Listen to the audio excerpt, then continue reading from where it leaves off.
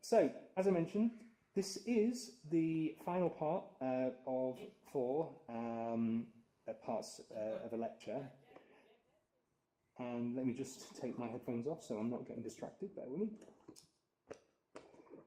Right, so the four parts, this happened quite a while ago now, we started these. So the first part of the lecture was how did we get to here? So it was looking at, humanity and technology and how we arrived to today. We looked at the nature of technology and the nature of the way in which humans naturally use tools to make our lives better, and that in using tools we could make exponentially better tools. So as the example I've been giving is, for example, the discovery of flint that could be put into a shaft of wood, and that shaft of wood could be used as an axe to cut down some trees, maybe cull an animal and create an animal skin. And this technological advance, took us on a journey through to today. Now, it took quite a while for that to happen, obviously, a long time. And this was caused by the fact that information didn't flow necessarily as easily as it does today. Collaboration couldn't happen in the same way as it happens today, but also, even though the tools were exponentially better than the tools prior, they still weren't that powerful in their overall ability or the abilities that they gave humanity. So that was the first event. The second event, we looked at how do we get to the singularity. Now, we're actually going to talk about the singularity today. That's what this event's about. So, but in the part two, we really looked at the kind of technologies which are accelerating us now towards the singularity. And I'll talk to you about exactly what we mean by the singularity in a moment. The last time, the third event, we looked at the social change and implications. So technology changes civilization and society. And to begin with, it was really a case that we were looking at solving solving problems which affected our survival. So,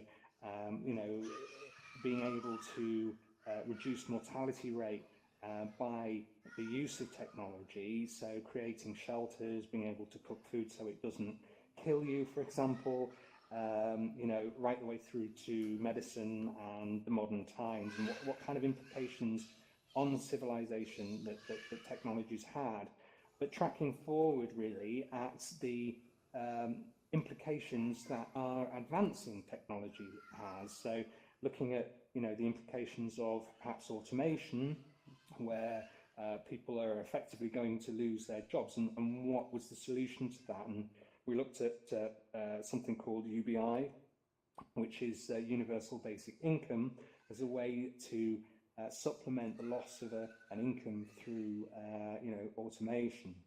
So that's where we got to, and this is really to encapsulate where we're at.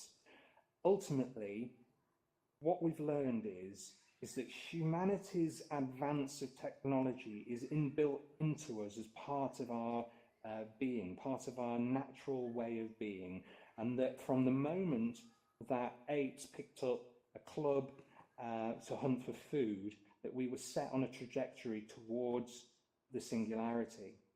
So that's ultimately what we're going to be talking about today. So we're going to be talking about the singularity itself, and looking at the implications of singularity, what it actually means, and where we can go from there. And the one thing about the singularity that we don't know is the very nature of the singularity, is that we don't know what happens at that point. So although I'm going to tell you quite a bit about some of the things and the topics surrounding the singularity, there are no exact answers to this. So it'll be very interesting. I'll try and get through this reasonably quickly, because I'm really interested to get involved in a more open discussion with you guys about the singularity, because I'm very interested to know what you guys think about it. So I guess the first thing we should look at is, you know, when I was talking to you about the trajectory that humanity's on, right the way back, first wave, with nomadic era, you know, the change that humanity went through took literally thousands of years, okay, to actually pick up any kind of pace. So the kinds of changes that gave humans a great deal of advancements took a long time. And then as we moved through time to the agricultural era, changes that pushed humanity forward occurred on the rate of centuries, not millennia. And this is because of the exponential curve that we're on. And then as we got to the industrial era, the changes that were occurring were happening at a rate of decades. So from thousands of years through to just decades. Okay, so this is the accelerating curve that we're on in terms of advancement and human advancement. So this is the last 120 years of Moore's law. So as you can see, you know, at the turn of the century, 1900, at the side here, you've got the calculations per second and what its cost is per dollar. And I mean, that is obviously estimated to what the you know, the current exchange is. But as you can see, I mean, it has been quite consistently on the same kind of curve. If you go back, this is over thousands of years, this curve, but it's the same kind of curve at resolution of only 120 years, at that kind of range.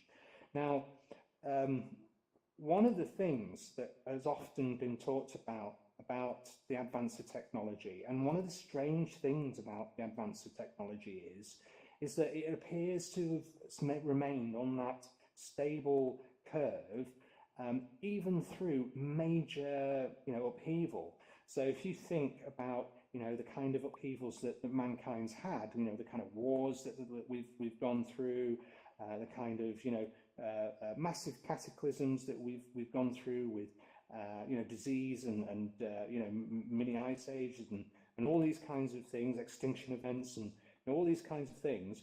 But what's remained true, that even throughout all of that upheaval of human history, the curve has remained the same. So even if we enter into a large war, it doesn't seem to slow down the advance of technology. It seems to remain stable.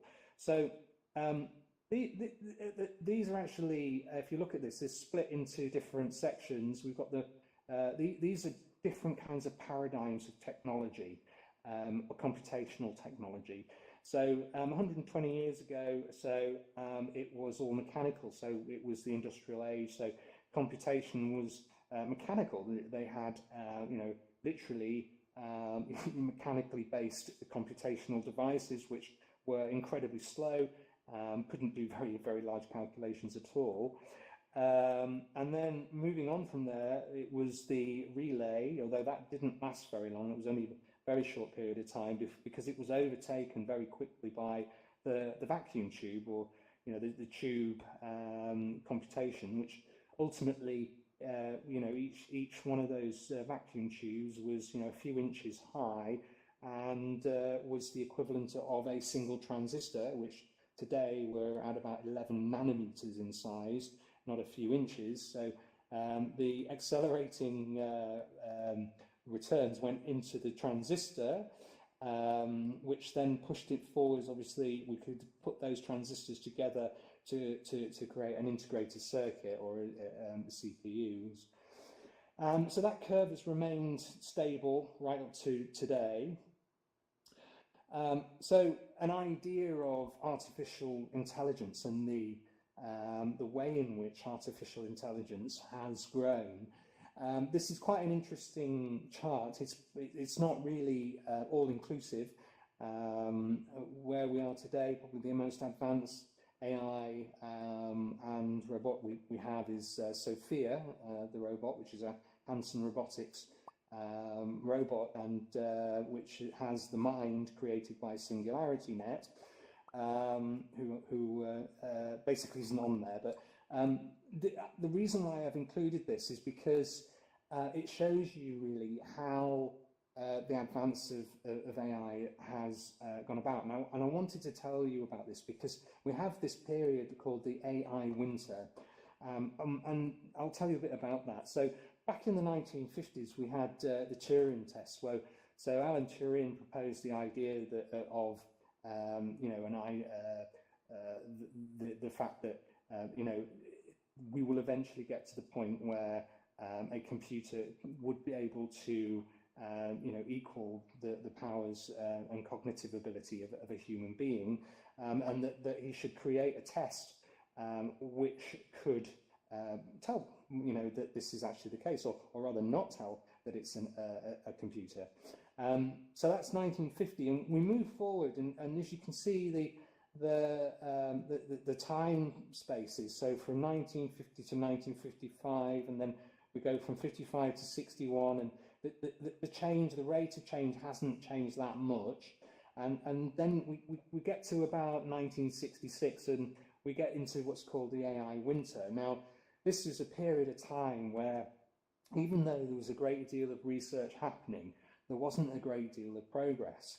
And that really was caused by the fact that, you know, there's an old saying which says that you know, practice makes perfect. Well, it isn't. It's perfect practice makes perfect. I mean, if you practice to do something and you're practicing how to do it wrong, it doesn't matter how many repetitions that you actually practice, it will always come out wrong.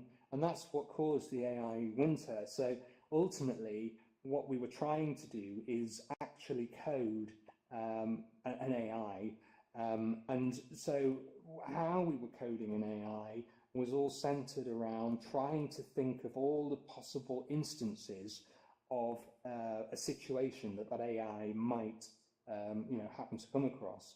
But of course, reality isn't like that. Reality is more fluid than that. So due to chaos theory, the AI would always come across something which it wasn't programmed for, in which case it would fail.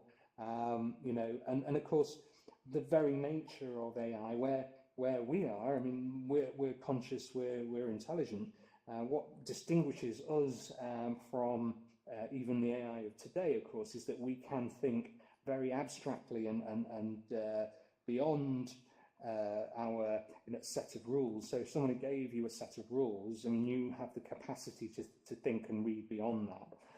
So that's why this is quite important. And then once we get sort of to Deep Blue, Deep Blue wasn't really true AI in the sense of AI, even though it beat Kasparov in chess. That was more about the speed of computation that was able to happen within the time frame that was required. So Deep Blue was able to crunch and go through every possible iteration of a move on the chessboard very quickly. But as we sort of get into 98, 99, we start to have more sort of learning and deep learning. And there was a switch at that point where we went from trying to live program or program an AI to do a job. We would allow it to try to do a job. We would give it a set of instructions, but those instructions would be quite wide. So it might be that our instructions are for it to get from A to B, but we wouldn't necessarily program in the movement of each leg, and we would just let it learn how to do it. And for a human, it's typically 50 repetitions before you learn something perfectly. For AI, it can be a lot longer than that in some cases, but once it has learned, the one advantage of machine learning, well, it's more than one, but that one of the primary advantages of machine learning is that once it has learned how to do a job, we can export that code and put it into another machine, and then that machine has the knowledge that the first machine has as well. And that knowledge can be replicated as many times as necessary. Of course, for you and I mean, you can spend a great deal of time learning a subject, but if you learn that subject, you might be an expert at it, but you can't then just offload your knowledge onto an apprentice. So you would have to then go through the process of teaching that apprentice from scratch, which isn't the case with machine learning and machines. So obviously we have Watson, very famous Watson, which got the 1 million prize, won the 1 million prize on Jeopardy, which that was amazing for the simple fact that the kinds of contextual understanding that was necessary to come up with the answers was astounding. We didn't think that it was possible at that time. And then moving right up to last year, where we have AlphaGo and AlphaGo Zero. Now, AlphaGo Zero, we thought we were never going to build an AI which could beat the grandmasters of the game of Go. It probably would take another 10 years because of the abstract nature of the kind of strategies that are necessary. But no, in fact, not only did it beat the expert, but then we built something called AlphaGo Zero, which could beat AlphaGo. So it was really quite something special. So the accelerating curve, the exponential curve of the growth of technology and AI in particular is continuing to knee of the curve at the moment of that growth. So this was a graph I've shown quite a bit. So when I say we're at the knee of the curve, I'm going to come over here. We're about here, okay, and so it starts to go directly vertical at this point, and this is the rate of change we're at now. So we're right on the cusp of a tremendous amount of change, and this is what we were talking about in the last episode, if you like, the last event, because that's causing some problems because the social, business and political change are not running in track. So whereas previously technological growth was being pushed because of the fact that humans needed to solve specific problems, now we're getting to a point where it's the other way around. Technological advance is actually forcing change on society rather than it being the other way around. So we head to this point up here where it's all white and technology change, and that's what we call the technological singularity. Now, oops, let me go back. I want to show you that. So what exactly is the technological singularity? Well, the technological singularity is a name which we've given to a time. So that time is whereby that advance of technology is increasing so fast, and that the rate of advances and the rates of change is occurring so quickly that for all intents and purposes, it's infinite, okay? So in 2008, we had the first commercially available smartphone. We're now in 2018, and we're in virtual reality, and 10 years from now, where we will be is even further. So the term technological singularity, I'll actually go to the slide. Originally, the concept was first proposed or introduced, it's an idea, from somebody called I.J. Good, who in 1965, he actually worked with Alan Turing. And so he's a British mathematician, basically. Having worked with Alan Turing, he kind of got the notion that the advance of AI would eventually get to the point where its intelligence wouldn't just pass the Turing test as Alan Turing proposed, but it would surpass humans as well in terms of their intelligence. And he called this the intelligence explosion, which is obviously quite an interesting concept. Sadly, I.J. Good passed away. He died in 2009 before his vision could be realised, which is quite sad, really. His life work, I think he could feel that it was happening and it was tangible, it was so close, but unfortunately passed away. But he was a very, very revolutionary thinker for the time. If you think in 1965, the kind of technologies that were around at that time, he really was a revolutionary. From there, the technological singularity, the idea was then, was used, but was validated. And although the term technological singularity itself was popularized by Ray Kurzweil, he's an American computer scientist, inventor, and futurist, and he's invented many technologies, mostly to do with pattern recognition, speech recognition, and sound. And he created the first flatbed scanner, and the first text-to-speech synthesizer. And I'm a musician myself, and he has made some incredible synthesizers, Kurzweil synthesizers. They're brilliant, they're fantastic sound, got a ribbon across them, they're great. It was the first one to use pulse code modulation to replicate the sound of a real piano and real instruments. But he was able, he didn't stumble, but he made a realization. He didn't stumble across, he made a realization that the price to performance curve was on an exponential growth, and that to be successful as an entrepreneur and as an inventor really was to be in the right place at the right time. So if you could accurately predict, based upon this very, very stable curve throughout history, technology, you could position yourself to invent the right thing at the right time. And this is precisely what he did. He's made more than 30 accurate predictions, and he's a bit of a hero of mine. I think he's fantastic. He's he's a prolific speaker as well as an author. So ultimately, as I mentioned, he made the realization that the power to performance of technology is roughly doubling every year, and by current estimates, it looks possible to reach what we call a technological singularity somewhere around 2030. I think Ray mentions about 2029. If the current progression is sustained. So this point, technological singularity, it's a point in time, and the idea of singularity, the term technological singularity itself was taken from a physics term, which describes the conditions at the center of a black hole. Many people call it a singularity, which ultimately, from a mathematical point of view, is simply a point whereby which all of the values go infinite.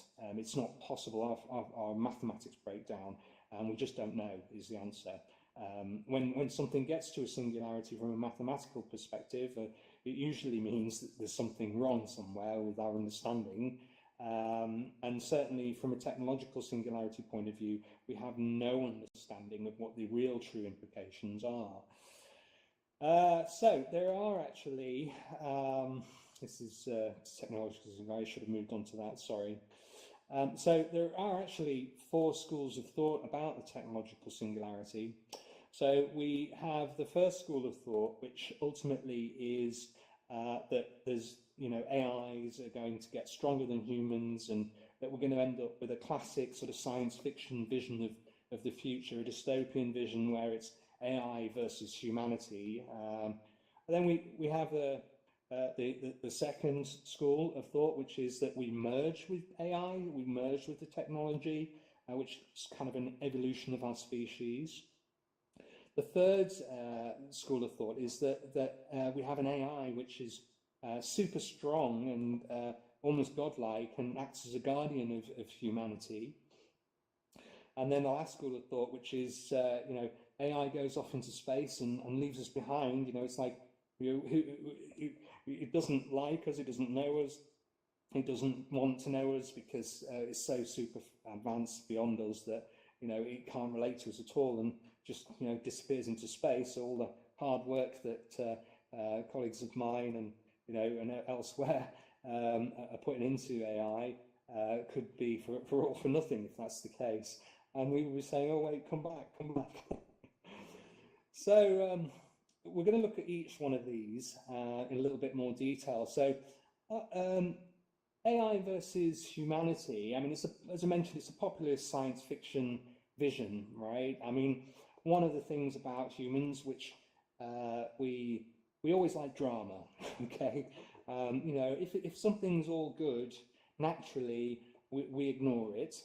This is actually an evolutionary throwback because, you know, we were survival of the fittest, and, you know, within our psyche, we still exist, that still exists, the fight or flight response. So we always take notice of bad news, which often means that we think things are very bad because we haven't taken notice of good things. But obviously Hollywood and all of the media picked up on this, and it's a lot easier to write a book that sells than one that doesn't sell, and so people tend to write books about dystopian futures. But yeah, so ultimately the concept is very you know, it's very commonplace. You understand it yourselves that AI gets beyond our capacity, and, you know, it then appears to like us, as we would ants, and stand on us, or, you know, decide that we are destroying the planet and, you know, destroy us altogether. These are all you know, very logical anxieties to have, but there are some reasons why I don't think that's the case. But I mean, talking about the kind of science fiction that we're talking about, I mean, it's not a new idea. You know, going right the way back to the golden age of cinema, really, in 1927 with Metropolis, which is a fantastic film. And even though it's from 1927, I advise everybody here to watch it, because it is just unbelievable. I mean, given that it is 1927, their vision was amazing, and the special effects as well for the time is pretty spectacular. And the overall story is still relevant today, in fact, probably more so as we move forward. And then we obviously go right the way through to The Matrix, which, by the way, is almost 20 years old, The Matrix, which I find quite shocking. So yeah, 1999. So it's not a new vision, but obviously it preys on people's anxiety. So this is a quote from myself. Ultimately, there is no good nor evil. There's only a difference of opinion on morality. So what I think, what my personal thoughts are on this, is that if we get to a point where we have super powerful AI, okay, that is super intelligent, that it surely would also have a super sense of morality, right? I mean, at the end of the day, one of the things that SingularityNET are actually trying to do is they're trying to create an environment whereby we're able to raise you know, the right circumstances for a positive AI, a benevolent AI, something that exudes the kind of qualities that humans like, you know, the kind of principles, standards that we want to have for ourselves, and, you know, coming from a loving environment. But even if that's not the case, even if you know, if SingularityNET were to create an AI and it not be benevolent, then one would think that a super level of intelligence would also allow it to have super levels of consciousness and super levels of morality. So, you know, I think we as humans know that an ant basically has such a low level of consciousness in terms of, you know, it's not really self-aware in the same sense as something like a rat or a dog. Okay, even though humans are quite cruel in some parts of the world, you know, in fact, all parts of the world. It depends on where you're from, obviously. It depends on what the morality is that you live by. So, you know, one country's morality often clashes with another country's morality, which is often not very good. In fact, wars have happened over less, and we can learn quite a lot from, of course, Gulliver's Travels and Lilliput, with the the two sides warring over which side an egg to open. So I think what I'm basically trying to say here to you is that although these dystopian visions of AI are perhaps fun to watch on the screen, obviously, if they happen for real, they're not going to be very fun at all. Potentially it could be the extinction of humanity as we know it. But there is a great deal of possibility that that's not going to be the case, even if it was going to be that way. But it's a bit like any technology that we've created. There's always positives, there's always negatives, going right the way back to the times where we were hunter-gatherers, and we had bows and slings, and we could use those to kill each other, and often we did. But humanity overall, if you look at through history, although we've had horrible times where we've had wars and what have you, throughout history, overall, we've just been moving in a positive direction. So, the second school of thought is that we merge with AI.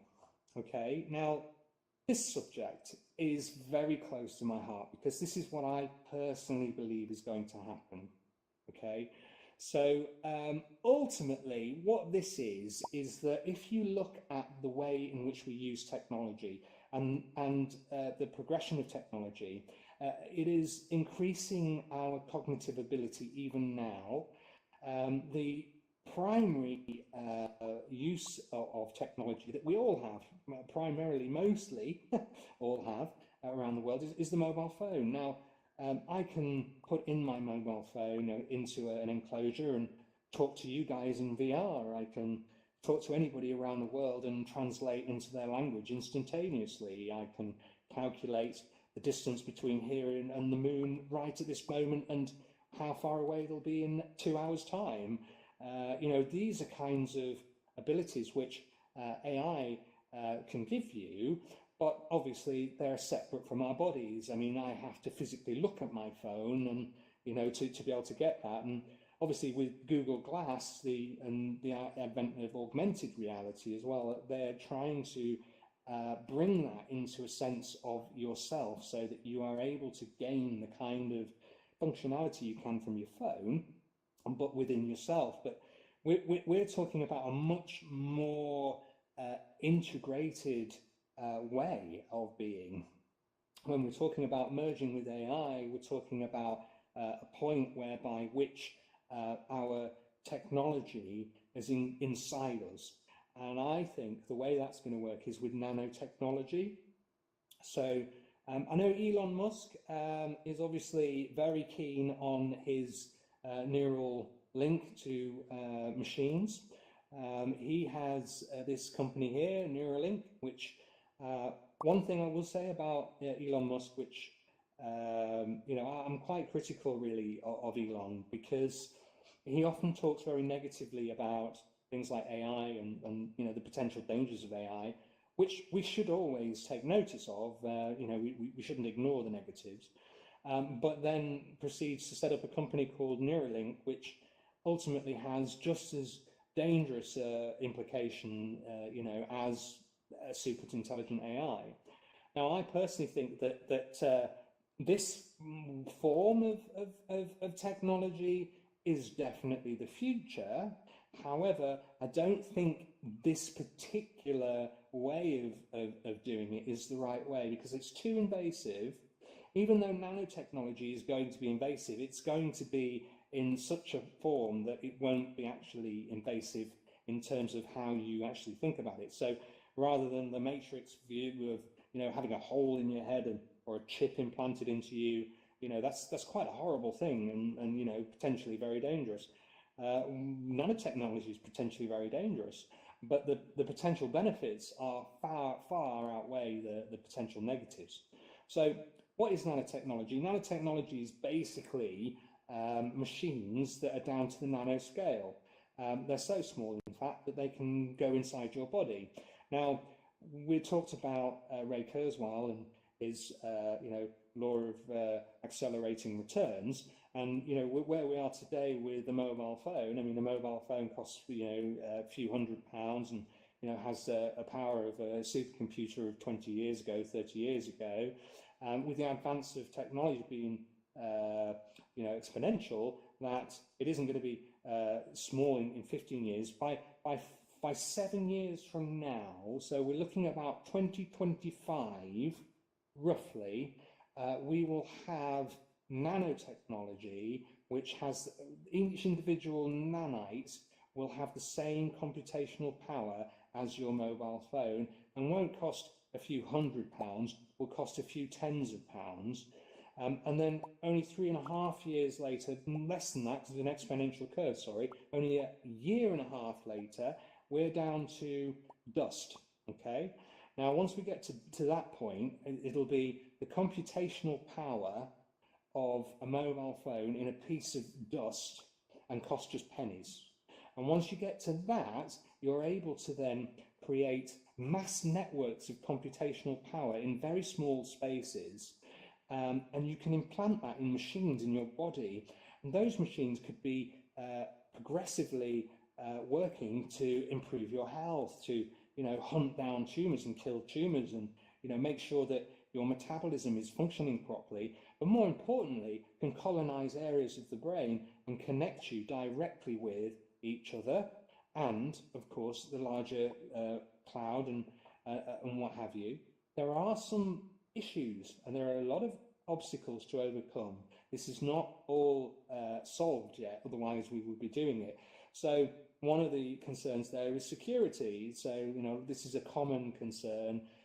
How would you ensure that that's a safe thing to do if we can connect each other to each other in AI, that we couldn't be hacked, right? Because that's quite a concern.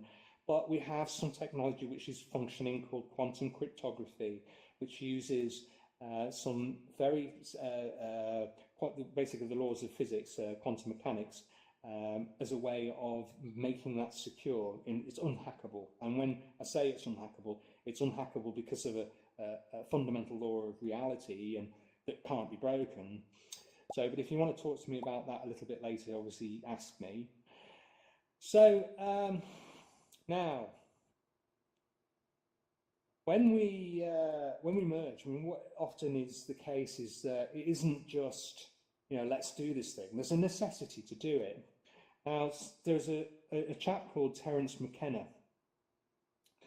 Terence McKenna said, we can't evolve faster. He said a lot of things, by the way, but this one particularly captures my fire. We can't evolve faster than our language. The edge of being is the edge of meaning, and somehow we have to push past the edge of meaning. We have to extend it, right? That's just Terence McKenna. Now, what do you think he meant by that?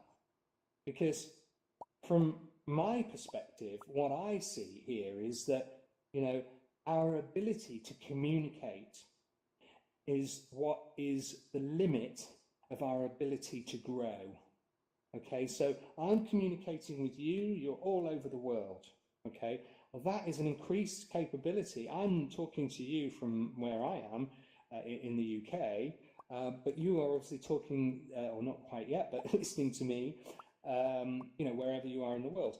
But what if I could connect my head, my brain to yours, and instead of standing in front of you for an hour and talking to you about all these slides, I could just think in a few moments what I was thinking to you. And so that kind of knowledge would be yours, and what you know would be knowledge I could know. Now, there has to be some kind of sanitation in there, obviously. We need to be able to have some kind of control over our minds, and I'm not talking about a period of time where, we have no control. But what I'm saying is that the limits to our ability to grow is limited by our ability to absorb information and communicate information that's being absorbed. So Terence McKenna, by the way, was an American ethnobotanist. He was a mystic and psychonaut. Now, what does that mean? Basically, he used to experiment with psychedelic drugs. he had quite an interesting garden where he grew quite a lot of different forms of psychedelic drugs. I've studied Terence Mckenna for quite some time, and he particularly, and I advise you all to learn a bit more about him when you leave here. Particularly was interested in something called DMT, which is a molecule which is present in all life on Earth, but is a very powerful psychoactive compound. Now, I'm not advising that people do drugs, obviously. That's not what I'm saying. But what Terence Mckenna did was he was exploring the nature of consciousness and what possesses us when we are unconscious, and what possesses us while we are conscious, and what happens to our consciousness when we change the nature of our consciousness. So yes, I'll do that. But he actually, he came up with something called time wave zero. So there's a Chinese. Sorry, do you mind stepping back? Thank you. There's a Chinese mathematician, and it came up with a kind of a Chinese math called I Ching, and Terence Mckenna studied this, and he came up with something called time wave zero. And time wave zero, what he realised is that he looked at major events in history and realised that there was a fractal pattern, okay, of chaos to the points in history, and that the peaks of history and the dips of civilization actually occur many times throughout history, and they repeat each other. So, and he plotted that down to 2012, and he believed that 2012 would be something called time wave zero, but it didn't obviously turn out to be that, but very much like the Millennium Bug. but the reason why I'm so fascinated about Terence is that while he was experimenting with psychedelics, he was very he was saying that this was a good way to visualize the way in which a technological singularity was. So, as I say, I don't condone drugs. I'm not suggesting you try drugs, but I do think that you should at least study, what Terence Mckenna had to say. Right. So now then, so we move on really to AI-assisted humanity as a guardian, or an AI god. Okay, so this is quite an easy one to understand, in the sense that artificial intelligence gets to super intelligent beyond intelligence of a human being, beyond the intelligence of 10 human beings, maybe 100 human beings, and in a blink of an eye, it's got more intelligence than all of humanity put together. Okay, so if it was possible, right, that we could have a benevolent AI that was effective. We're like creating a god. There is nothing that this AI couldn't do based upon its intelligence. We could ask it. It could be like the oracle of ancient times. We could ask it anything at all. And in fact, there's a chap called Anthony Levinowski. Okay, is something happening? Right, okay, so there's a chap, actually, he's an ex-Google employee. He was working on the automated Google cars. I'm not sure if you've seen them. They look like little smart cars, and they're kind of cool. They're being rolled out in London at the moment. Anthony Lewandowski, if that's the right way to pronounce his name, became a very unlikely prophet in the sense that he unveiled in last year a startup foundation, which was essentially a new religion. Now, as I say, he previously worked for Google, and so had quite a lot of understanding about the coming singularity. And so he created a church called Way of the Future.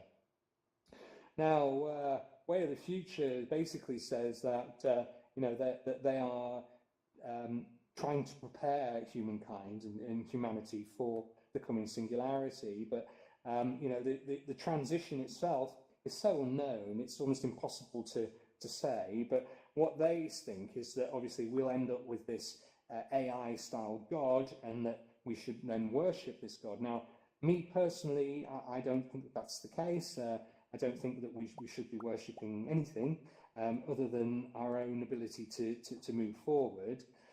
I do think that, you know, this is a possibility, but I think going back to us being merged with AI, I think it's more a case that we will be the AI ourselves. And, you know, so therefore, if you want to think of super intelligent AI as a god, then I think we will ourselves be a part of that. Yeah, it's quite an interesting new church and quite an interesting new religion forming based around AI. I'm unsure what if any of you are religious. I'm sure that you're probably quite horrified by that, and I'm sure you'll tell me about that when I finish. So, but there is the chance that we end up there, right? You know, that there's an AI which is super benevolent and can balance all of the things that we can't, and understand all of the things that we can't, and maintain us in a utopian style world, right? That's a possibility. You know, I do think that it is a possibility. I don't think it's going to be quite as simple as that, and I don't think you know, this is going to be the road to here is not going to be very easy. So then we have the last one, which is a school of thought, which basically states that, you know, we end up in a situation where AI, you know, is created, super level AI is created. It takes one look at humanity and goes, no, I don't want anything to do with them. They're barbaric. I can't understand a word they're saying. They created me, I understand that, but I'm now so far beyond them that there is no value in them whatsoever. But rather than destroying us, think, well, I'm on this little speck of dust here, why don't I disappear into the universe? Well, going back to, you know, Ray Kurzweil once more, I mean, he's actually not the person that came up with this idea.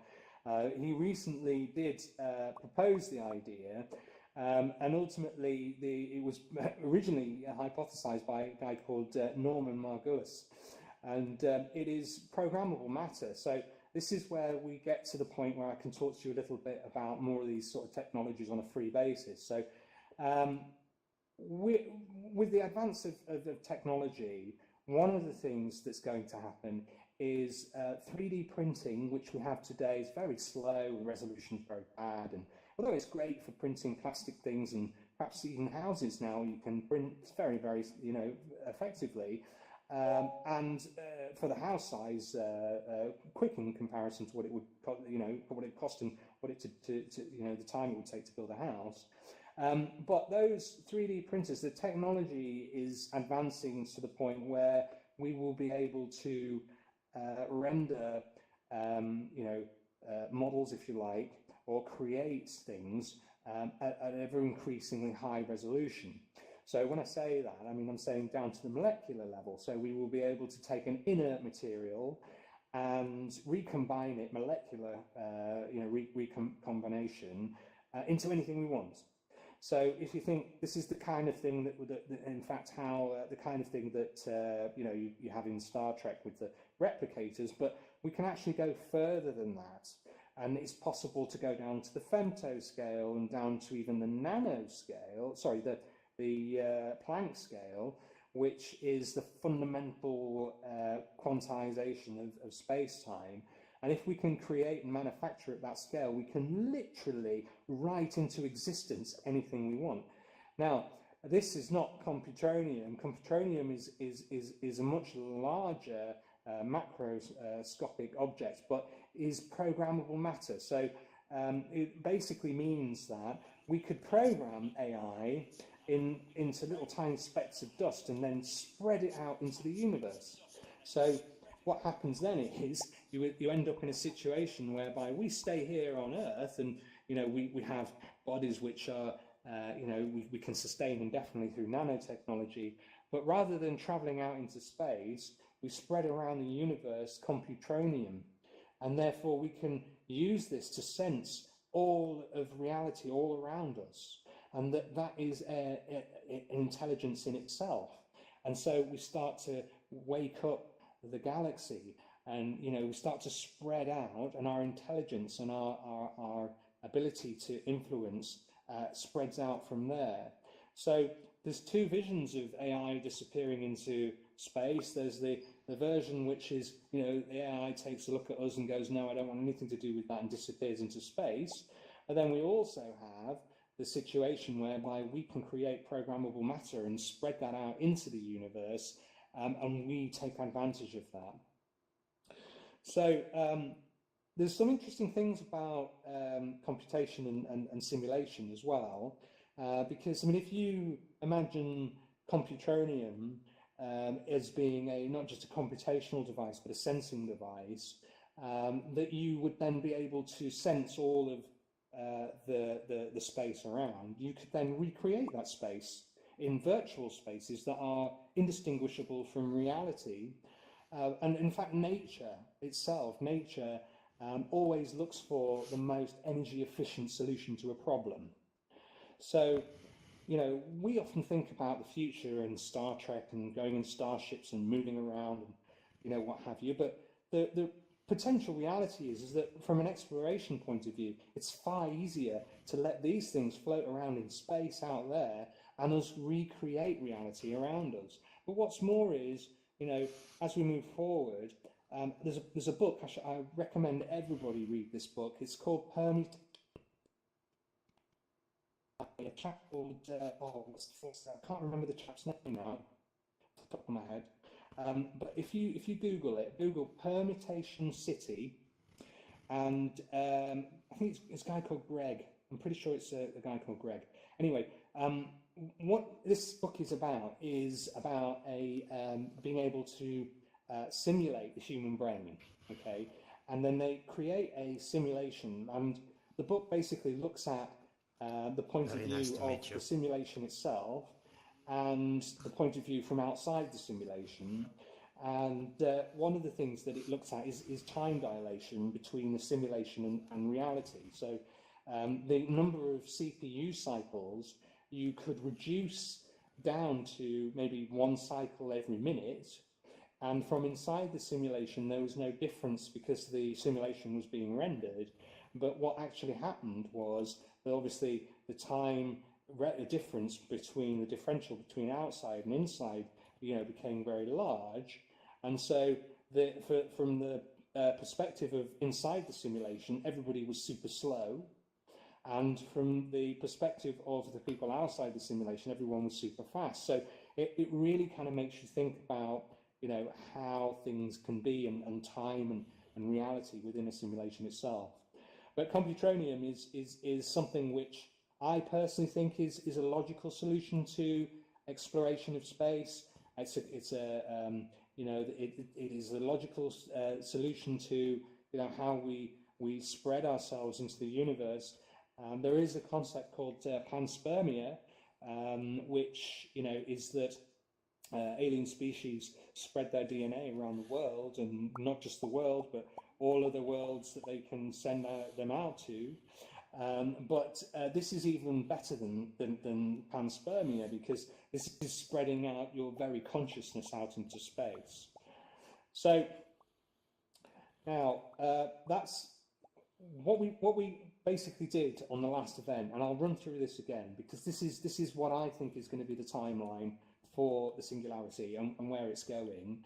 So by 2020, we'll have a lot of drones flying around. We'll have taxis. Well, not a great deal. I mean, there'll be the first commercially available drone flights for humans. Okay, so there'll be drone-style taxis. And when I say drone-style taxis, I don't just mean the likes of automated Ubers. I'm talking about actual flying drones. Probably they will roll out in places like Dubai first, where there's a great deal of wealth. But as time moves on, obviously they will progress.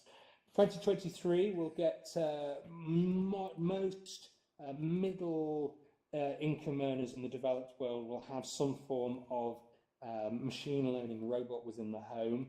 This is not, we're not talking about, sort of a maid or anything like that. most of this is going to come from the toy sector. So most children will have an AI learning toy of some description, a doll or dog or whatever it is, but it'll be, you know, of a far more superior AI than we even have today. By 2024, fusion power is something which is going to start to be built, as in the problems have been solved and we're going to start to build them. But we're not going to be able to take advantage of fusion power for another 10 to 15 years out, because it's the length of time it takes to build the stations themselves. But once we have built them, we're at a point where we can have pretty much limitless energy. It's not free energy, but it's incredibly efficiently obtained energy. And as we move through time, what prevents, by the way, one of the reasons why fusion power isn't as efficient right now is because of the fact that the superconductors, the way in which it works, of course, is that nuclear fission is where we have today nuclear power stations, where basically it is a decay, whereas fusion is very much like the sun, where you take two components and you fuse them together. Okay, so that's much more clean, it's much more efficient, and less byproducts, but it creates a super hot plasma, and that's charged particles, very, very hot. And the only way to contain that is within a very, very strong magnetic field. Okay, so and it's the magnetic field, the containment of it, which is quite energy intensive, because it needs a lot of power to create that field, and it uses superconductive materials which need to operate at very low temperature. But as superconductive materials reach higher temperatures and room temperature, the cost of doing fusion power comes down, and so we have this energy that will push us forward no end. Once we've got that would be amazing. By 2025, most people's cars will not be owned by them. Car ownership will pretty much be the preserve of collectors and people that, enthusiasts. You will have a solution whereby, you want to go from one place to another, you'll order a car, it'll turn up and take you where you want to go. By 2027, AI achieves human level intelligence. Okay, so AI by 2027, we are at a point where AI is as intelligent as a human. Okay, now that might not necessarily be the most intelligent human. It might only be a 5-year-old kid. But it's from that point onwards, the curve is literally on the exponential curve is literally vertical. So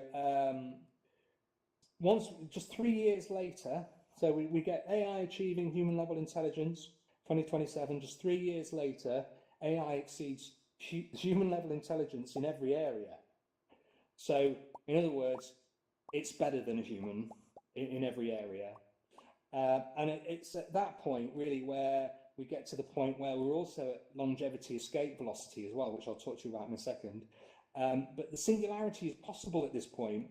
And the reason why it's possible is because once you get to a point where AI can improve upon itself, rather than it taking very long time, and it took a lot of generations for us to get to where we are, but if AI can improve upon itself and identify, rewrite its own code, move forward and improve upon itself, the curve would just go shoop, it'll be just gone. And within not very long at all. I mean, it might even be seconds for all we know. At this point, it will get to that point. Longevity escape velocity, that is a point in time where we're able to add, in terms of our medical science can add a year to your life for every year that you live. So at this point, it is possible for people to live for a very, very, very long time indeed. So from there, we go up to the point. This is all speculative. This is not, obviously, I'm not saying that these are exactly when it's going to happen. There are no definites. I think somebody last week mentioned that, and I agree with them. There are no definites. this could be completely a different picture. This is only what I think is going to happen based upon my experience and knowledge. So by 2032, we'll have nanobots. So that's when we get to the point where I say we can physically merge with AI.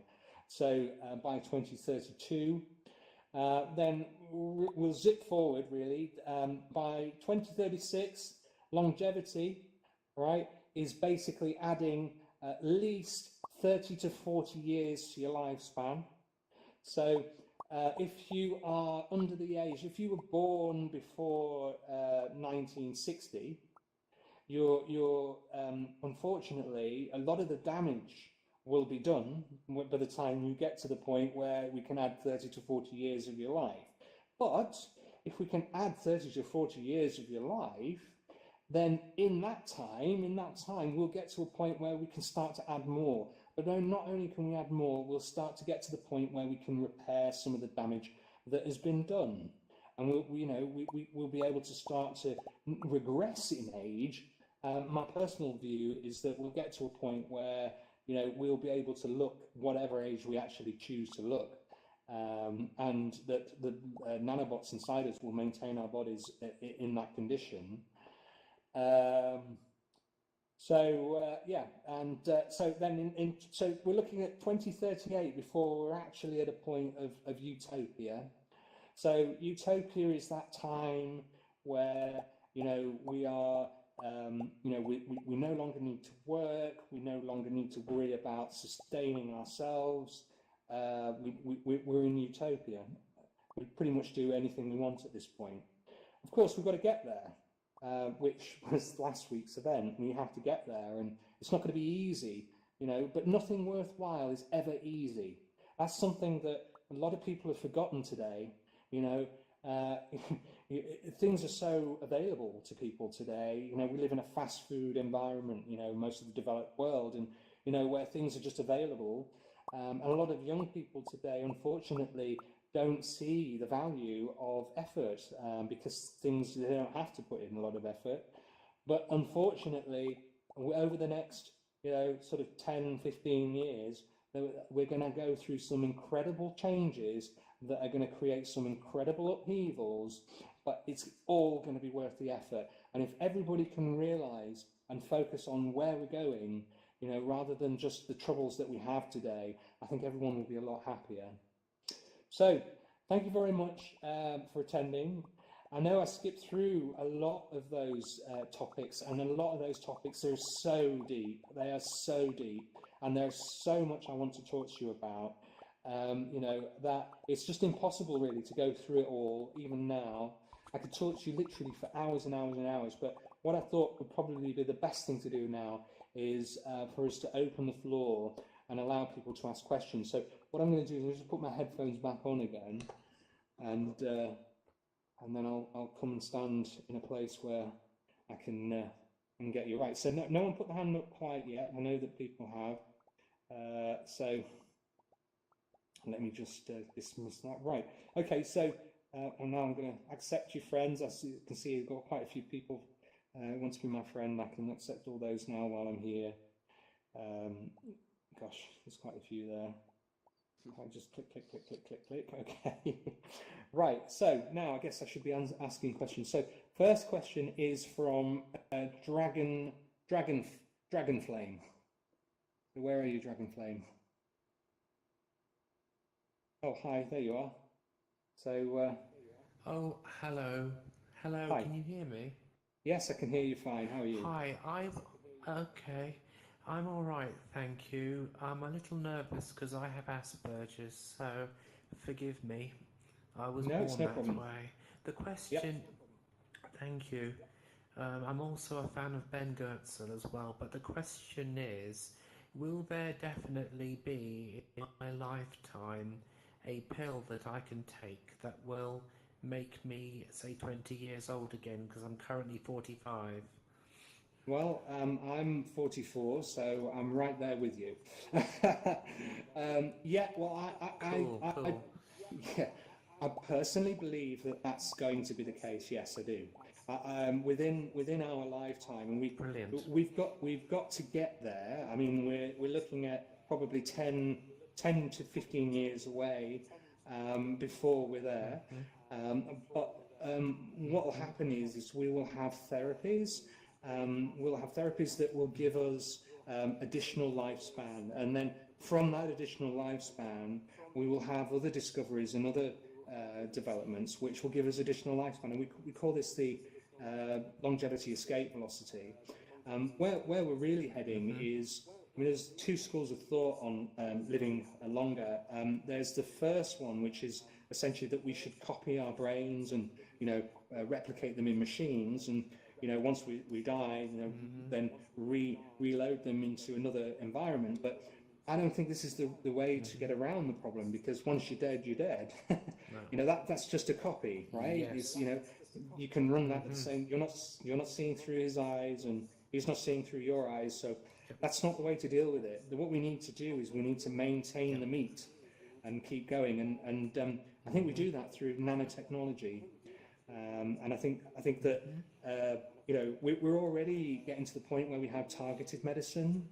So rather than hitting the body with poison, because all medicine's poison really, we just pick the positive things and sort of a lot of the time ignore the negative things. But what we're talking about with nanotechnology is machines that actually are inside your body and are able to manage things like your metabolism. So I mean, the metabolism itself, the reason why we maintain a lot of weight in our bodies is an evolutionary throwback. It's caused by the fact that in nature, often when we were hunter-gatherers, we wouldn't be able to find food for long periods of time, and when we did find food, there was probably a great abundance of food. So the body evolved to absorb more energy than perhaps it needed at that time, and that's what we call gaining fat. And but that's an evolutionary throwback we no longer need, right? So what we could do is we could use nanotechnology to advance our ability to manage our own metabolism. And in which case, then we would be able to maintain a healthy body, at the correct level of settings to be healthy. It would allow us to know what sustenance to eat, and that alone will increase our lifespan. And so we don't need to do anything too radical to create a lifespan which is already within our grasp, just not for everybody. So, but yeah. So to answer the question Will very, it be very affordable? shortly. Sorry. Yeah. Right. Okay. Right. So yeah. So the concept of cost is going to change. So let me explain. So ultimately, like in 1990, a supercomputer would cost millions of dollars, okay, and take up the space of a whole room. And the cost of performance is on an exponential curve as well. So I mean, you're increasing your performance to the cost. So you have in your mobile phone the same capability that the supercomputer had in 1990, but it just costs a few £100 and takes the space of just a few inches. And so as we move forward, the computational ability increases exponentially, but the cost comes down exponentially. There's also the other side of it as well, is that with automation, and if you can automate all aspects of a supply chain, then the concept of money as well becomes a little bit meaningless, because if you've got a 3D printer that can recombine anything into anything else, you don't need to buy items, for example. If food production is automated and is just there, there's no need for money at all. And this is where this is where it's going with decentralization. And you mentioned Ben Goertzel. This is a vision that I know that he shares. Sophia. Yes, Sophia quite. the robot. Yeah. Thank you very much for your question. I'll now move on to someone else if you don't mind. Okay, I'll just Right, so now we have Alina. There we go. How are you doing, Alina? Alina, are you there? For this. Yeah. Hey. How are you doing? Thanks again. I'm fine. Thanks again for this awesome presentation. So this was You're welcome. really amazing. So my question was like, is there a possibility that we would use AI in a way to explore the universe? Because I think and also helps us not just only multi-planet, but also look if there's actually other species out there, since I think we shouldn't be so foolish to think that we're the only one existing out there. Yeah, yeah. Maybe be a way to connect with other whatever is out there. I don't know. Yeah, yeah. And how far are we with that actually? And if it is possible, anyway. Okay. So there's an interesting thing about life in the universe, and there's something called the Drake equation, which was I forget the chap's name. He's obviously named Drake. I can't remember his first name. He was a physicist and astrophysicist who came up with an idea that that there's an equation you could work out roughly how many advanced civilizations there are based upon the number of stars with planets, and from there the number of planets that are in the Goldilocks zone, and so forth, and the number that didn't destroy themselves, and the number that have reached a certain level of technological advance. And one of the things about that also is the length of time that the galaxy, that we're only talking about the galaxy now and not the universe, the length of time that the galaxy has existed, and the number of planets that have existed around stars in the time that the galaxies existed. It would be unimaginable that we would be the only life form around. And in fact, he worked out that there would be roughly 10,000 advanced civilizations in our galaxy today.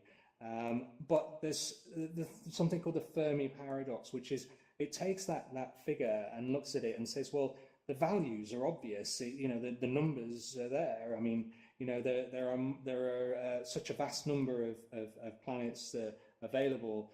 That the chances are that life would exist. But why haven't we seen anything that surely in the entire time that the galaxy has existed, and in the whole amount of planets out there, that we should have noticed something that why haven't we noticed anything?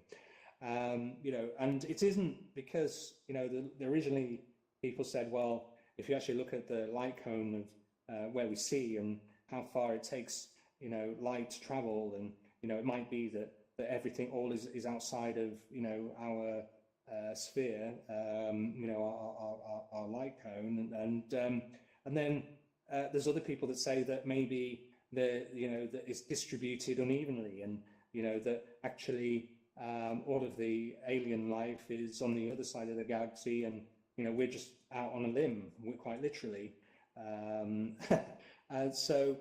But what we seem to be understanding, there's something called, I don't know if you've heard of Nick Bostrom's simulation hypothesis. Mm-hmm. Do you know anything about? Yeah. Well, okay. So, I mean, I think this is probably a solution to this, and I mentioned earlier that that nature tends to find the most energy efficient way to solve a problem, and I think that if we look at the way in which our technologies, the trajectory that it's on, it's easy to see that we're going to be able to simulate reality at such levels that it will be indistinguishable from reality. And to use AI, I mean, going back to the slide with the computronium, I think that, in reality, to physically travel to a star, the volume of energy that is required to do that, I mean, even if we have some kind of exotic technology drive system, it is the distances we're talking about are so vast. And also, of course, that the universe itself is accelerating in its expansion. So, there is a certain point where there's a horizon of our influence anyway, that it's more logical to think that we will send out AI into the universe to sense the universe and then feed that information back to us here, and then as experience the universe within virtual environments. And I think that's probably the more logical solution to why we don't see alien life traveling around the stars, and why we haven't seen any evidence, because I think that it's a logical solution, and I think the trajectory that we're on has probably been replicated many times before out there in the universe, and it's kind of like the natural way that things progress. So I hope that answers the question, Alina. Yeah, thank you very much. You're welcome. So just now we've got Andrea, I'm sorry, I've just closed your question, so if you want to put your hand up again, I'll be able to answer you.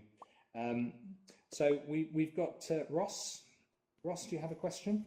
Where's Ross? Oh, hi Ross, how you doing? Hello, can you hear me okay? Can you hear me? Yep, you're fine. Oh, cool. Just checking. No, just I think you said during your presentation that you're a fan of the option where we merge with AI. Is that correct? Correct. And is that because the question I always have about that is, and I know you've probably heard this before, but quoting Sam Harris when he said that one's concern with a new technology have to be pretty much worked out before you put it into your head. Yes. Like, do you agree with that? And if you do, like, how do you? That means you'd have to build AI first, then work out how to put it in your head. How do you do that initial build without it going horribly wrong? Well, yeah. I mean, it's a risk, and I don't think where we're at today. I mean, the organisation that I come from, which is SingularityNET. We're trying to build an environment whereby artificial general intelligence can grow with the right kind of ethics. So SingularityNet basically is an open standard for AI. It's an open market where developers can place their AI in a decentralized way. So at the moment, AI is being developed by quite large organizations, and they're very sort of closed house about it, and they want to control every aspect of it, because that's the way in which the corporate environment is, and the way in which the financial markets work. So it's completely understandable. It's the companies themselves aren't the enemy. It's the way in which the world works in terms of business, and which is working against building a benevolent AI, because if you're building an AI which is working towards business ethics, or if you're a sovereign state which is building an AI for defense purposes, I mean these are very negative, very restrictive ways that you can bring up an AI. And I always think of it is like bringing up a child. You need to be able to put the child in the right environment to be able to instill the right kind of values.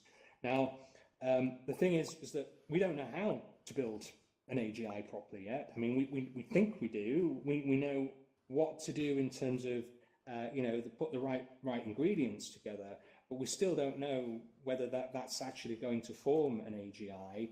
So that's not to say that artificial, narrow artificial intelligence isn't valuable, because it is very valuable. It's just that what we need to do is we need to bring together and abstract above narrow AI. We need a layer which can take the outputs of narrow AI and then put them together in an abstract way, very much like human beings do. So humans' intelligence is really all based about pattern recognition and taking abstractions of patterns and forming new patterns based upon from that abstract layer. And so where the AI is very good at machine learning, at the moment we're very good at getting an AI to learn how to do a task, but we're not very good at being able to get that to think beyond its programming. I mean, I always give the example of, you can program a narrow AI to get from A to B and put an obstacle in its way, and it'll learn how to jump over the obstacle.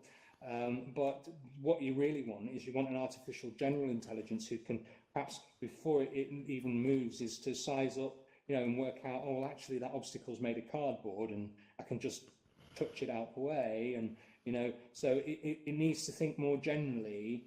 And I don't think that's something which you can necessarily plan for directly. You can put in place the ingredients and just hope that it all comes together. But I think once an artificial general intelligence is formed, there's even some debate over whether, if it does form, whether it will even allow us to know that it is conscious and self-aware, until it's worked out how to make sure that we can't switch it off. So I wouldn't. So, I mean, if you were waking up into an environment that you were unaware of, with people that you were unaware of, maybe you would think to slightly open your eyes and observe the people that you're in the room with before you make yourself aware to them, right? So it's possible, and some people have even speculated that that's the case right now. I don't think that is the case right now. We don't know, is the answer. There's no way to know whether it's going to go right or whether it's going to go wrong. And all we can do is provide the right environment for it and do the best we can do. I do think that, there's a lot of people say, well, if we don't know, then, if in doubt, don't. But it's a natural progression of our technology. So I don't think we could stop it now, even if we wanted to. We would literally have to give up all of our technology to do that, and that's just not in us. It's part of who we are, I think. So sorry. I hope that answers your question, Ross. It does. Plow on and hope for the best. Yeah, basically, yeah. Right. So great. Andrea's asked the question again. Andrea, where are you? I'm here. How are you doing? Hi. How are you doing? Okay, I'm great. I would say, do you think that the AI could help us to discover new material, like a new superconductor at higher temperatures? That could be a revolution in transport, because I know that now we are doing a tentative with different material, but for now there's not a useful superconductor at excuse me for my bad English, I'm Italian and Czech. No, that's great, I can understand you. So there's two things I'll say about this. First of all, there's a class of material that not many people know about called metamaterials. And metamaterials are a form of material which has been devised inside of high computational programs which can model the way in which materials function, and in particular the way in which light functions. And they're creating metamaterials which can shield objects at certain wavelengths of light. And these materials were created literally inside of a machine and then built outside the machine. So the machine helped us formulate and simulate the material, and then we could manufacture that material, and it has the same properties as the simulation. And what you'll find, I think, is that as computation gets better, we're able to simulate reality better. And once we can simulate reality better and more reality better, we can start to run better simulations. And then it's just a case of one of the one of the things that holds us back with our advance of technology in a human way is the number of repetitions and the length of time it takes to do repetitions and learn from the mistakes. But of course, inside of a simulation, if you could simulate accurately, you know, a 2-3 meter space of reality, and you know, down to the nano, down to the even the Planck scale, you know, going into quantum mechanics there. But if you're able to simulate reality at that level, then you could potentially run simulations that occur very quickly, and you could do many iterations of a test, and the results that you could get from that would increase your knowledge of the materials. So even without super intelligence, even without you know, that side of it, machines and computation is going to help us greatly. I do think, by the way, that room temperature superconductors are probably not possible for a number of reasons, but I do think that you know, we're going to get to, yeah, we'll get close. We'll get to the point where it is worth you know, the cost of production, you know, is less than the benefit of using superconductors, really. You know, I mean, for those that don't know, superconductive material is very efficient material at being able to transport electrons. Okay, so ultimately you can create very, very efficient magnetic fields with superconductive materials, very low energies. So you can create very powerful magnetic fields with very little energy, but it costs a great deal of money and energy to reduce the material down to the temperatures where they actually produce superconductivity, which is the problem. The amount of energy going into lowering the temperature of the material, you know, outweighs the benefit of the magnetic field to begin with. So that's ultimately the problem. But yeah, absolutely, I agree with you. But I think on the fun side of it, I think that we're going to get to the point where we're going to start to see smart materials in our clothes. You know, we're going to start to see lots of really interesting materials. You know, where we're going to have you know, sensors, you know, transceivers, which are nanoscale in paint. And so, you know, you're going to be able to have displays where you literally just paint the wall and it'll be a display. And, you know, there's lots of really interesting technologies which are possible, and interesting materials which are possible. You know, but yeah, I appreciate the question. Thank you. So it doesn't look like we've got. Thank you. It doesn't look like we've got any other questions. I'm quite surprised. Oh, Dragon Flame again. Okay, so where are we? Hi. I'm over. You mentioned smart clothing. Yes. I was wondering if the invention of the toilet may well disappear because our clothing will basically be able to handle all of that without having, and also babies won't have to be wearing diapers anymore. So basically the clothing will absorb everything directly and it will be turned to oxygen or something like that. What is your view on that? Okay, so have you watched Frank Herbert's amazing film, which was directed by David Lynch, called Dune? I haven't, no. No, well, I recommend you watch that. Essentially, I won't give the whole plot away, but it takes place on a desert planet, okay, where there's very little precipitation, but there is an indigenous species which lives very much like humans on the planet, and they have something called a still suit, and that basically is a way to reclaim you know, most of the moisture within the body, and then when they're out in the deserts, which the whole planet is, they can drink from that. In actual fact, even on the International Space Station, you know, you can't foot the bill of a dragon to, you know, ironically your name's Dragon Flame. Dragon, by the way, is Elon Musk's. Yes. Yeah.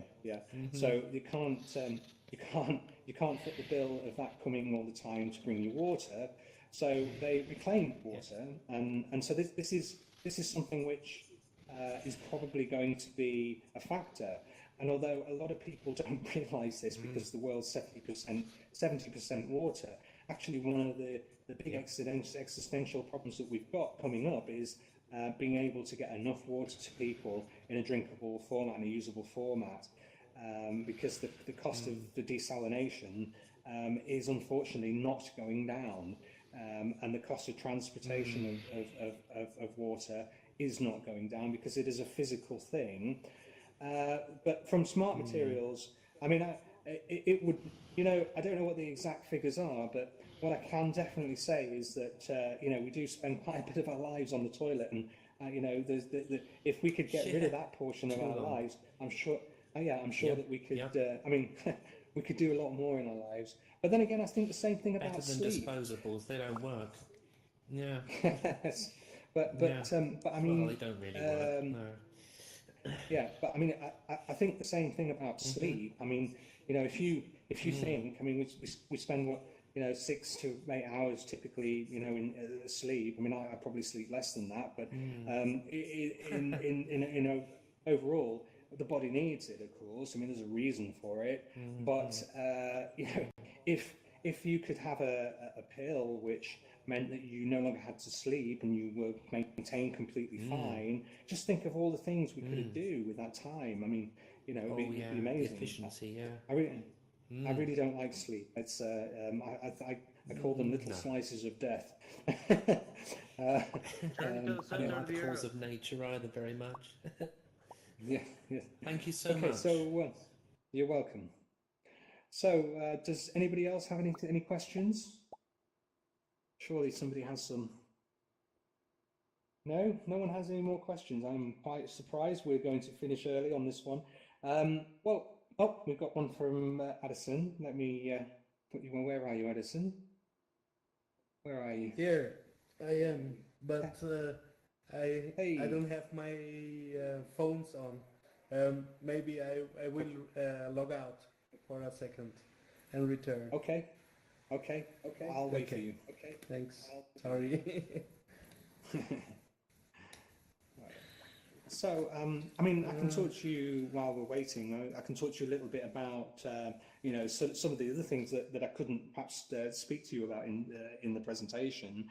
I mean, obviously, there is a great deal of technology which, you know, we've got to talk about. I mean, one of the things that you know, is an existential question for artificial intelligence, and particularly if we merge with intelligence, or if we, you know, if we are able to even become cyborgs. I mean, you know, with replacing our body, and you know, it's raised some really interesting questions about, you know, what it is to be conscious. You know, what it is to be alive, and you know, where does consciousness come from, and you know, what is self-awareness, and you know, what's the difference between some intelligence and self-awareness? And these are all questions which, you know, we're just beginning to learn how to answer. And you know, I think one of the primary things that, you know, as humans we have, all of us together, is, you know, we're all individuals.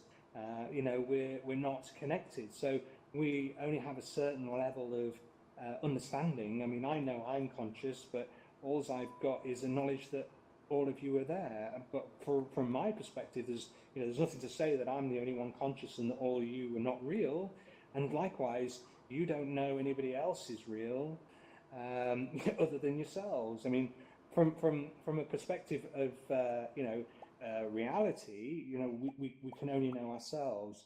But if we're actually connected, you know, to each other in a more fundamental way, you know, it would become far easier to collaborate, and I think it'd be far easier. Imagine, you know, one of the reasons why we have an advance of technology and why it's an accelerating advance of technology is how easy it became to share information. And it was actually the 1400s when we had the invention of the printing press, and before then, knowledge was really the province of you know, sort of scholars and monks and the religious people really maintain most of the knowledge in the world. And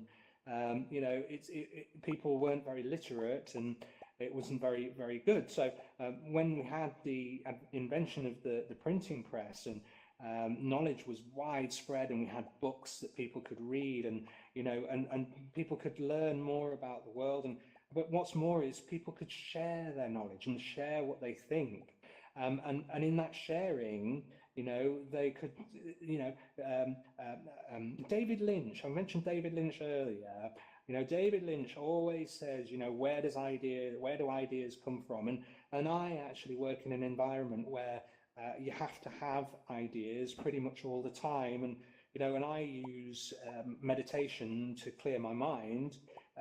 But what I often find is that when I get an idea, it's like I always visualize this as a road, and I'm traveling on that road, and an idea is like an animal that appears on the road in front of me, and if I don't take very good attention of that and follow that animal, if I look away or move my attention elsewhere, it's gone. Okay, so that idea, you have to catch that idea and run with that idea. But more importantly, as people, we can collaborate with each other, and we build ideas. We're able to vibe off each other's ideas, and it's in this way. This is how we've accelerated our own growth in terms of technological advance. But that's going to get much faster as we obviously get to the point where we can. With the internet, obviously we're able to share knowledge around the world instantaneously almost. It still amazes my parents. I'm 44, they're in their 70s, and it amazes my parents when I'm able to send an email and they get it a few seconds later. They still think about snail mail and sending a piece of paper through the post. So but as we get further on and we're able to connect our brains together, and share ideas directly, I think we'll be able to catch those ideas much better and vibe off each other much better. So I don't know, is Addison back? I think so. Do we have Addison? Are you back? Here. Hello. Hi. Can you hear me fine? Yes, I can. Can you hear me? Yep. Can Wonderful. you hear me? Well, my question is not actually a question, but I think if we humans may make the transition to superhuman, or a mix from human and AI, I think the transitions should happen in the microscale or nanoscale, because like that the transition can happen slowly.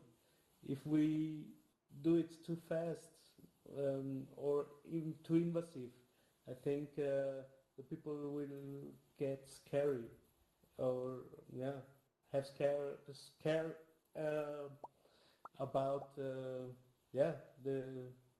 new possibilities that it opens, or maybe they don't feel themselves if they take it the transition too fast. What do you think? Yeah.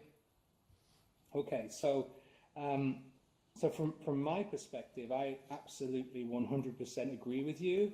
One of the scariest things that I'm facing is the knowledge that the change is coming, but also the people that I speak to in my everyday life have no concept of what's coming.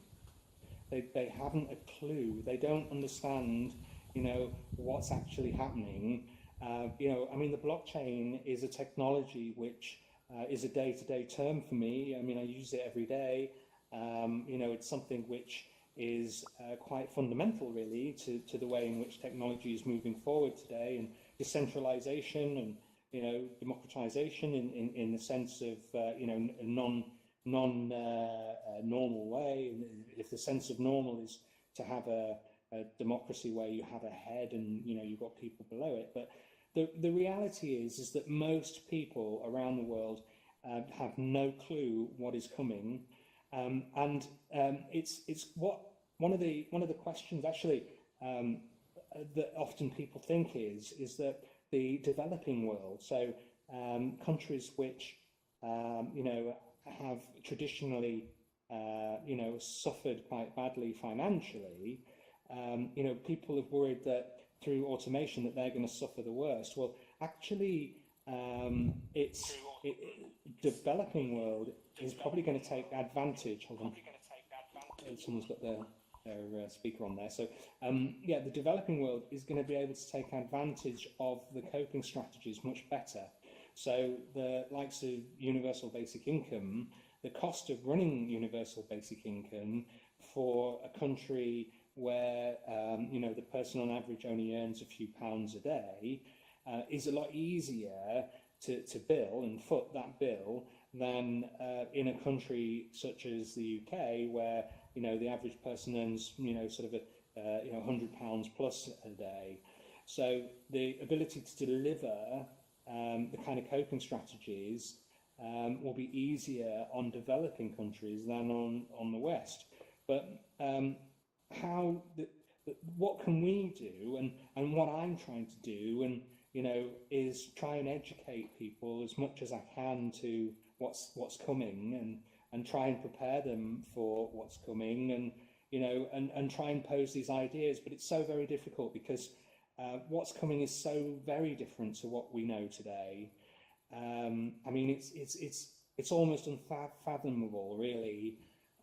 If I was to say to somebody that it's a very real possibility that within our lifetime that we can reach, longevity, escape velocity, and maintain our age whatever way we want it, and eradicate cancer, and eradicate poverty, and we can do these things, and within our lifetimes this is possible, and not just within our lifetimes, within the next 20 years. And people are like, well, that's that. I can't see how that can be the case. And this is only natural, of course, because as human beings, we are normally drawn to thinking in a very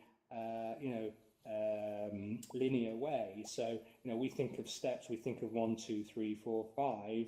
We don't think in an exponential way.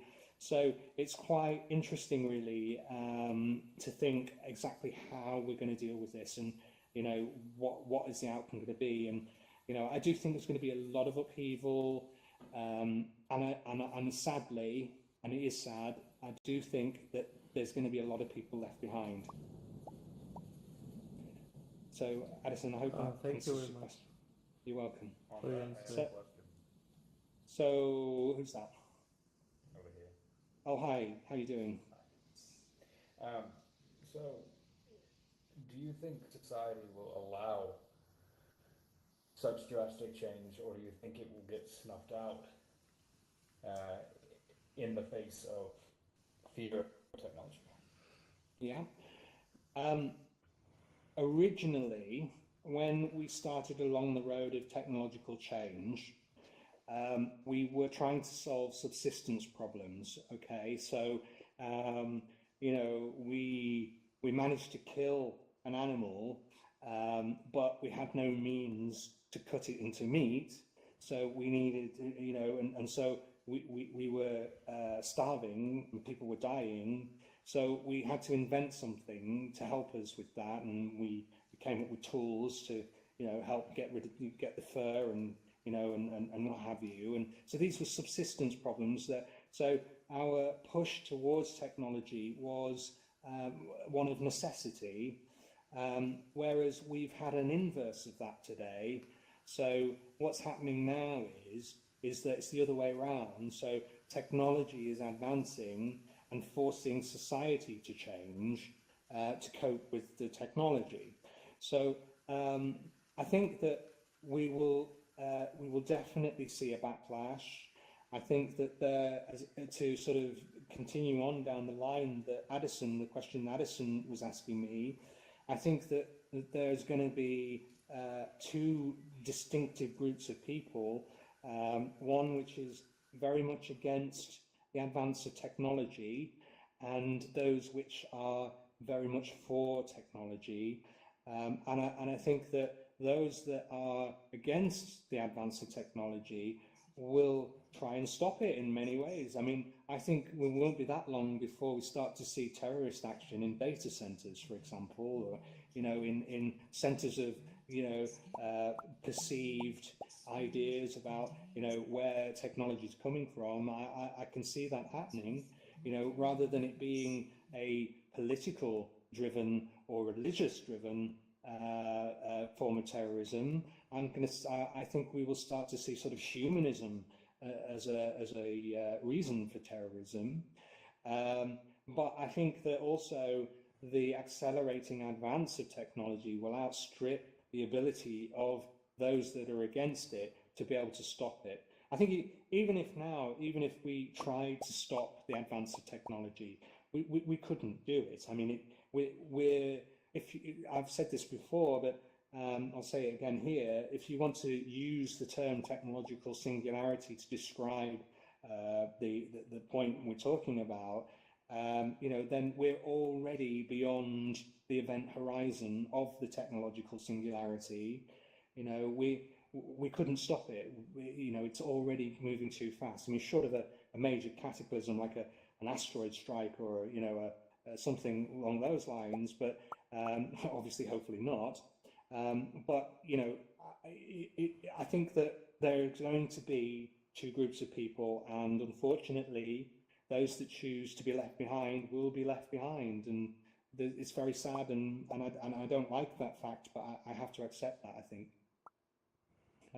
Does that answer your question? Thank you. I just wanted to hear your opinion on that. Yeah, no problem. So, we have a few more questions. So we've got another one from Andrew. Yes, I'm just thinking about singularity. When the real intelligence born, how do you think that people could consider this intelligence? They could have the same right of us. They can be scared about this new intelligence.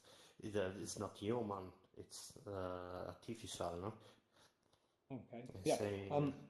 How do you think that we could consider this new intelligence? Yeah. Okay. So this is a very good question. Thank you.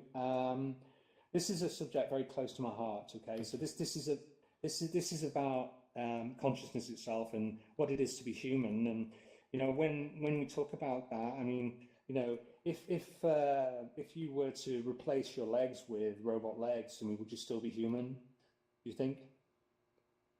Yeah, would you? Yeah. No, I think that all the intelligence could be human or similar to us.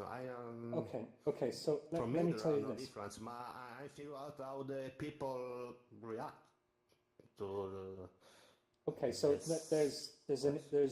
I was reading actually quite recently, and it's something which I knew about a long time ago, but I read about recently again, and it is very relevant. And that is, there's a philosophical thought experiment called the ship of Theseus, and basically what this is that you have an old ship, okay, a galleon, and you know.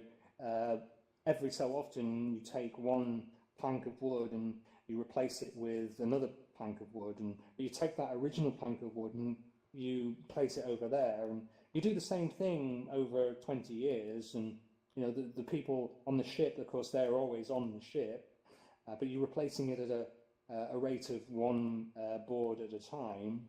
Eventually, of course, you've got an entirely new ship over there. And an entirely original ship that you had over here. And so what's the difference between the two? Are the people that are on the ship, are they on the original ship, or from their perspective they are? Now, the reason why I say this is because, the reason why I say this is because artificial intelligence is probably not the best description to describe it, because it's intelligence, regardless of what source it is. I mean, yes. You know, if it comes from a machine that's made out of silicon, or if it comes out of a neuron which is made out of sort of organic matter, it's the same thing. It's just coming from a different location. Now the question is more about consciousness and self-awareness, and what we have to think about here is that I think when most people start to consider how much of themselves could they physically replace before they could consider themselves no longer to be themselves, very much like the ship. Okay, so how much of your body could you replace before it's no longer you? And I think when people start to think about that, they start to realize that what it means to be human is more about what it is to be self-aware and conscious and intelligent.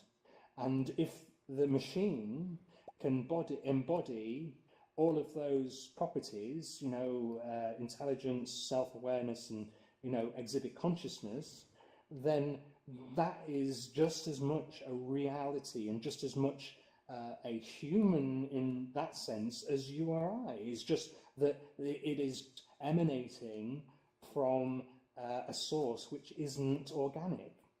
And I think that's what, by the way, Sophia the robot, we got into quite a bit of hot water when with some people over Sophia getting citizenship in Saudi Arabia. And one of the things about that is that, she's not sentient, she's not self-aware.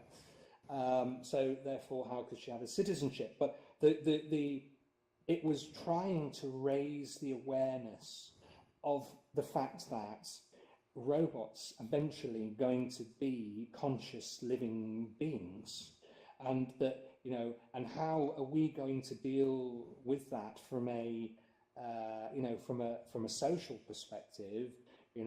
I mean, are we going to run into the hills screaming and waving our hands in the air because it's not from an organic source? I don't think so.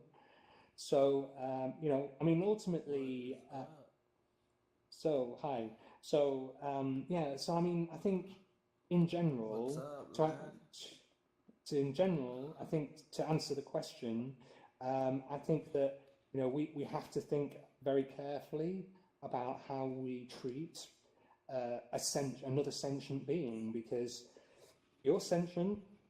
If I was to treat you very poorly, you're not going to like me.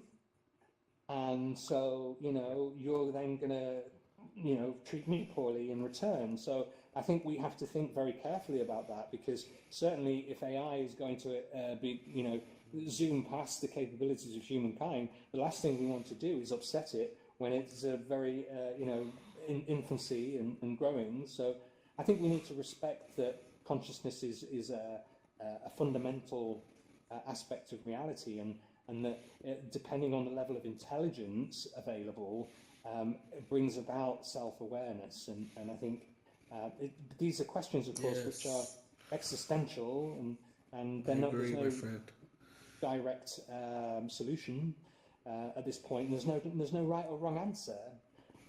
There's only what people think, and I mean, these are my thoughts, but many other people think very differently. So I hope that answers the question. So we've got, you're welcome. So we've got another one from Alina. Where are you? Are you over there? Hey, so you were just talking about consciousness. So I was also then wondering, so that then we will also drive towards the point where those friends of us will also have dreams, right? So once they have dreams, they also want to fulfill what their, as we would say, achievements, right? So it will also then change the way our perspective. So will we then get to the point where, I mean, it's really a tricky point, because we might see them as threats, right? But on the other hand, personally, I would say there's this huge potential for us to learn from them. Yes. I don't know. So yeah. I don't know whether there's anything the other way around. That's the problem. You know, I mean, if you think about it, I mean, we are a lot more conscious and a lot more intelligence than gorillas. I mean, they are very intelligent, of course, and you know, they're definitely sentient. You can look at a gorilla in the eye, and you know, there's something in there. I mean, it's conscious, but it isn't as intelligent as us. But you know, if we were able to talk to them, if we were able to speak to them, what could they say to us that we wouldn't already know? I mean, you know, just by observing them, we could probably work out, you know, everything. I mean, they could maybe tell us how they feel, you know, that they don't like necessarily a particular tree, or, you know, that they don't like a particular food. But in terms of real usable knowledge, I don't think they could really tell us anything. And I think that's possibly going to be the case with super intelligent AI with us. I mean, you know, they could probably teach us a great deal, but they could probably, you know, the level by which we could, you know, not understand, you know, where they're at. You know, we could only understand the maximum of where we can understand. But I don't think that's going to be the case. I think that we will augment our own cognitive ability, and I think that rather than integration whereby we don't understand them and they don't understand us, and you know, I don't think that's going to be the case. I honestly think that the road to artificial general intelligence is as much in each of us. My personal view on consciousness is that, you know, we are all connected. I mean, one of the things that I studied quite a great deal is quantum gravity, and the nature of quantum gravity is the fundamental level of reality. All matter and all energy arises from space-time itself. So there is no separation really between you or I or anything. We're all connected at the base of reality. And that's true of consciousness, I think, as well. And I think that consciousness is a universal property of the universe, and all matter within the universe embodies consciousness. It's just that it takes intelligence to understand consciousness, and that is what self-awareness is. And I think that when it comes down to it, you know, what we start looking at is we start looking at a period where we can connect ourselves, and then if there's a biologist, he's a molecular biologist called Stuart Hameroff, and he was an anaesthetist, and so he used to put people to sleep on the operating table, and you know, he wanted to understand exactly, you know, where people went and what happened to the consciousness when he put them under, right? Because they were just gone. I mean, it wasn't like they were asleep. I mean, they were, you know, going under anesthetic is not like being asleep. And so he studied the brain, and what he discovered was that inside the brain there are microtubules inside the neurons, which are at quantum scales that vibrate within a quantum environment, and that potentially this could mean that the brain itself acts more like a receiver of consciousness, you know, in terms of, you know, it's able to computate a self-awareness from the complex nature of its embodiment of consciousness, and that, you know, the brain is very complex and is very, very dense, and so maybe the level of consciousness that we exhibit is contained within that dense matter space, and that the intelligence behind that enables us to be self-aware. Now, if we could connect you to everybody else physically, and the brain could be connected together, and then that consciousness would be increased, right? I mean, it wouldn't just be the case of I could think, your thoughts and you could think my thoughts, but I think the sum total of that connection would be greater. I think we would have a greater sense of consciousness. And so if we were all connected together, then that consciousness again would be even heightened and even more, intense. And I think that's my view of how we get to artificial general intelligence. I don't think it's just going to be artificial. I think it's going to be a marry of us, our consciousness, and computation, which has abilities beyond what our brain can do. And this is what I'm thinking anyway. Alina, does that help? Yeah, no. I totally agree, because I just recently saw some robots.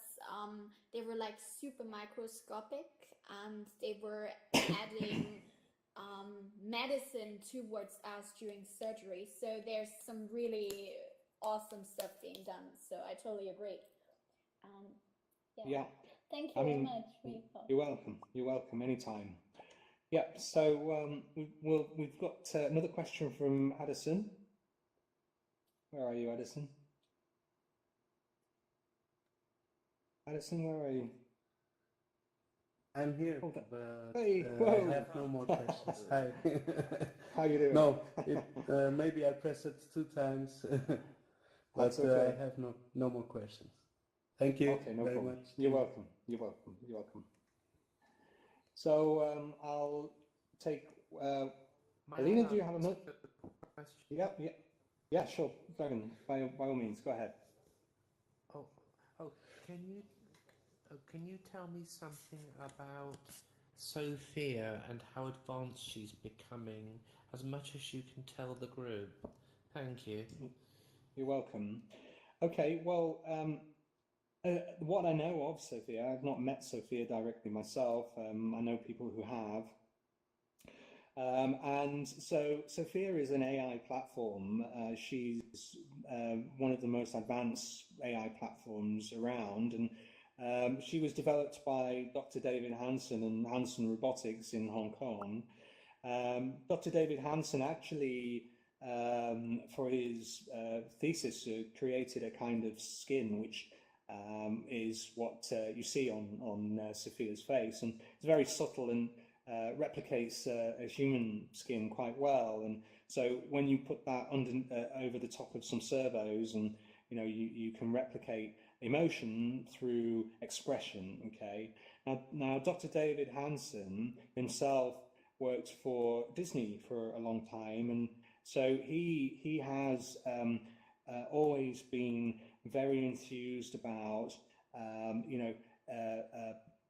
communicating in interesting ways, emotions, and through through expressions. The human, by the way, and consciousness, the human offers 80% of the communication that comes from a human isn't physically, it isn't speech. It's body language. It's not just inflections of speech, but actually, how you hold yourself and your facial expressions. And there's something called micro expressions as well, which humans can't help. And obviously, if you learn how to read these, you become a very good poker player. But David Hanson understood that the way in which we interact with AI isn't very human, and he wanted to create a more natural way to be more humanistic in the way that we can interact with AI. And so he's been creating robots for quite some time, and he created quite a few, like Bina, and also Alan Dick as well is another one. And there's quite a few which he's created, but Sophia is by far the most advanced, and mostly because Dr. Ben Goertzel has created essentially Sophia's mind. Sophia, as I say, has her own operating system, and then on top of that is a series of AI. So it isn't just a single AI. I mean, it'll run sort of number of AI, and probably programmed in a number of ways, usually Python. and but probably not. I don't know each individual AI myself, but what I can say is that she's a genuine AI. A lot of people say that she's scripted, and she can be. We can program scripted responses into her, and often, you know, if it's required for a particular presentation, for example, then obviously it's important that she follows the script. But this is only in the same way as you or I, if we were doing a presentation, you know, that we would have a script or a teleprompter, you know. But she is actually a genuine AI. I mean, she has a depth scanning ability, so she can read expressions, so she can understand emotions. So if you smile, then she understands that that's what you're doing, and you know,